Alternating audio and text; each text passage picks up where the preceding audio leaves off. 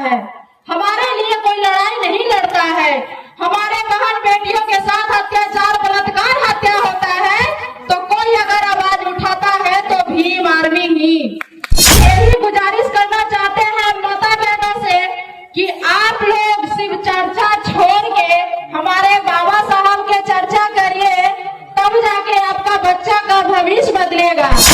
दलदल के कीच में हम लोग पड़े हुए हैं, तो दलदल के कीचड़ से हमें निकलना है तो हमारे बाबा साहब को जानना होगा, माता सावित्रीबाई फुले को जानना होगा। अम्बेडकर जी जो आपके क्षेत्र दानापुर विधानसभा से ही पति है, वो आपके आने वाले समय में ये एक ऐसी क्रांतिकारी महिला है। एक बार पता हम लोगों से अनुरोध करते हैं कि इनके सम्मान में जोरदार तालियां बजा दें कम से कम। ये ऐसी महिला, एक ऐसी शेरनी है जो आप घर में बैठे रहते हैं और ये जेल कटते हैं। यही वो महिला है जो संविधान के बचाने के और संविधान को कहीं खत्म करने की साजिश हो रही थी, उसमें इन्होंने आवाज उठाया और लोगों पे संघर्ष किया। इसकी वजह में इनको जेल भी हुई थी, काफी दिन जेल भी कट गई थी। एक बार इनके सम्मान में एक बार आप बताओ करना जोरदार तालियां।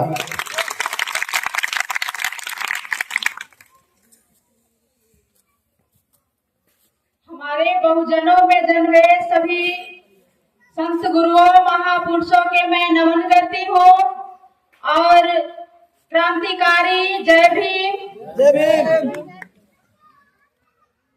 मेरे साथियों, हमारे बाबा साहब ने हमारे समाज के लिए, हमारे लिए बहुत कुछ करके गए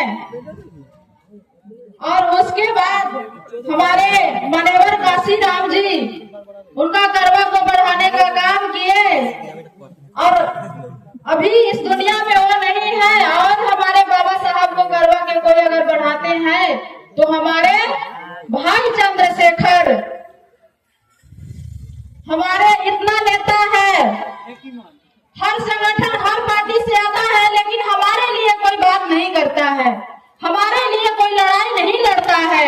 हमारे बहन बेटियों के साथ अत्याचार, बलात्कार, हत्या होता है तो कोई अगर आवाज उठाता है तो भीम आर्मी ही। अगर कहीं कुछ घटना स्थल पे पहुंचता है तो भीम आर्मी का ही लोग पहुंचते हैं। हमारे अमर ज्योति भैया, कहीं भी कोई घटना होता है तो किसी भी हाल में, किसी समय वो पहुंचते हैं और अपने समाज के साथ खड़ा रहते हैं।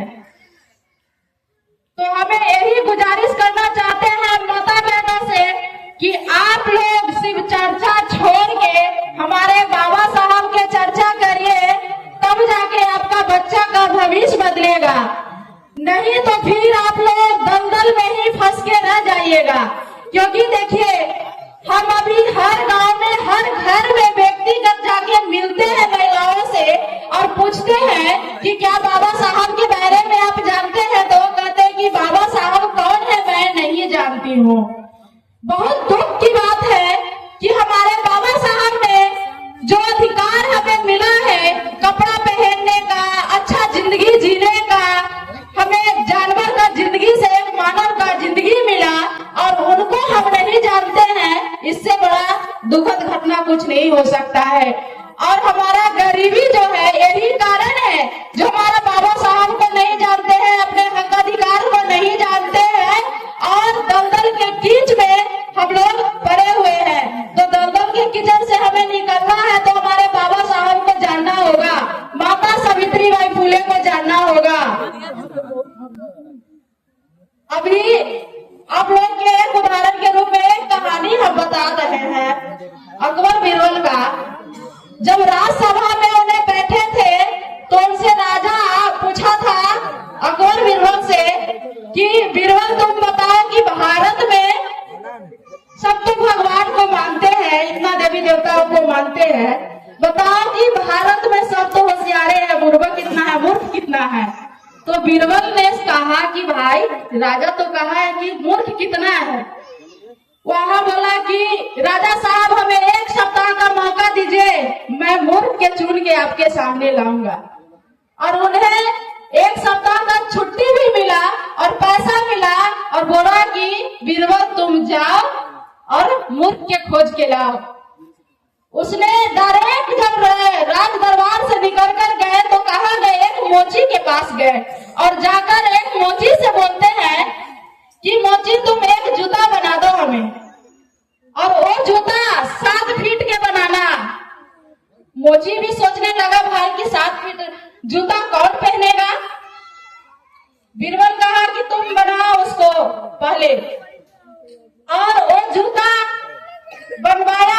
और बीरबल क्या किया कि पूरा सोना चांदी लगाकर उसे बढ़िया से सजा दिया, और सजाकर वो अपने सर पे उठाकर और घर आया। और कल होके जाकर सुबह सुबह एक चाय के दुकान पे जाके और उस जूता को रखता है, और रख के वहाँ चाय पीने लगता है। और सब के सब लोग वहाँ चाय पीने जब पहुँचते हैं तो उस जूता को ही देखता है और कहता है कि भाई इतना बड़ा जूता है किसका, इतना बड़ा जूता है किसका। और वैसी करते करते अगर कुछ होता है तो ले जुट जाता है देखने के लिए। तो उसी तरह वहाँ पे बहुत सारा लोग जुट गए और कहने लगे कि बीरबल तुम हमें बताओ कि ये जूता किसका है। वो बीरबल कहा कि मत बोलो, ये तो भगवान का जूता है भाई। वो कहा ये तो भगवान का जूता है। तो बोला कि तुमको भगवान का जूता मिला कैसे। तो बोला कि भगवान टॉयलेट कर रहे थे, तो जब उनको हम पैर छूने गए तो भगवान फूल से ऊपर उठ गए और उनका जूता या गोड़ नीचे छूट गया। जब नीचे जूता छूट गया तो हमने कहा भगवान आपका जूता तो छूट गया है, आप अपने जूता लेके जाइए। लेकिन हमसे भगवान क्या कह के गए कि इस जूता को ले जाओ, और जो इस जूता से जिसको 2 जूता लगेगा वह स्वर्ग पहुंच जाएगा। तो उसने आया और लोगों ने कहा स्वर्ग तो सभी को जाना जल्दी रहता है कि भाई हम स्वर्ग में जाएंगे। तो कहा लाइन लग गया लोग और कहा कि पहले हमको 2 जूता मारो, 2 जूता मारो। और उसी तरह बीरबल ने सबको 2-2 जूता मारा और वहीं पे वो लोग गिर जाता था, फिर फुर से उठ के वो चला गया। और उसके बाद इस बात को सूचना गया राजा साहब के पास। तो राजा साहब ने कहा भाई भीड़ क्या चीज का है। तो राजा साहब कहे वहां पता चला कि उस जूता से जिसको लगता है वह स्वर्ग पहुंचता है। तो राजा साहब को तो कहा रहा था कि उनको राज सिंहासन स्वर्ग में भी चाहिए था। तो बोले कि बीरबल हमें भी स्वर्ग में जाना है, लेकिन हमको राज सिंहासन चाहिए स्वर्ग में। तो बीरबल कहा कि आपको ये ना जानते हैं राजा साहब, आपको राज सिंहासन के लिए आपको 6 जूता खाना पड़ेगा। तो उसने कहा कि ठीक है तुम मुझे 6 जूता मारो। और उसने बीरबल ने 6 जूता उसे खींच के मारा और कहा कि राजा साहब आपको अब स्वर्ग में राज सिंहासन मिलेगा। और राजा साहब अपने दरबार में घूर के जाते हैं और उसके बाद बीरबल भी जाता है और कहता है कि बीरबल कितने मूर्ख मिला तुम्हें। तो कहा कि राजा साहब बहुत सारा, सबसे पहला मूर्ख तो आप ही थे। बताइए हम लोग के मूर्ख बनाया जाता है, हम लोग मूर्ख बनते हैं तो हम लोग का जागना होगा। अब जागने का समय आ गया है। कहा जाता है देखिए हमारे भाई का नारा है कि महिलाओं को सम्मान में भीम आर्मी मैदान में इतना आते हैं नेता जाते हैं। आपको देखिए क्या होता है कि इतना नेता आता जाता है लेकिन आपके लिए कुछ नहीं करता है। अगर वोट का समय आता है, इलेक्शन का समय आता है तो आप उससे पूछिए कि हमारे लिए, हमारे बच्चे के विकास के लिए आपने क्या किया है। बताइए 5 साल में क्या क्या किए हैं, हमें गिनती गिनवाइए। तो नहीं गिनवाएंगे आपको, उससे जवाब आप मांगिए, क्योंकि बाबा साहब ने आपको 1 वोट का अधिकार देके गए हैं, आपको हक देके गए हैं कि आप अपने लिए एक लीडर चुन सके अच्छा, ताकि आपका बच्चे को भविष्य बदल सके। तो इसलिए कहते हैं कि जागिए हमारे माता बहनें, जागिए और हमारे बाबा साहब को जानिए और माता सावित्रीबाई फुले के जानिए। माता सावित्रीबाई फुले के नाम लेते हैं, आप लोग के पता नहीं है कि वो कौन है। आज मैं बोल पा रही हूँ तो माता सावित्रीबाई फुले का देन है।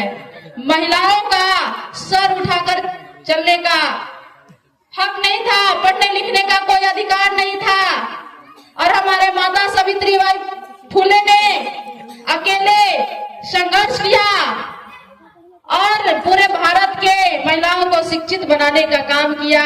आज हमारे बाबा साहब ने माता सावित्रीबाई फुले का भी कारवा बढ़ाने का काम किए हैं। अपने हक को जानिए, अपने अधिकार को जानिए। मैं इतना ही कहकर अपने वाणी को विराम देती हूँ। धन्यवाद।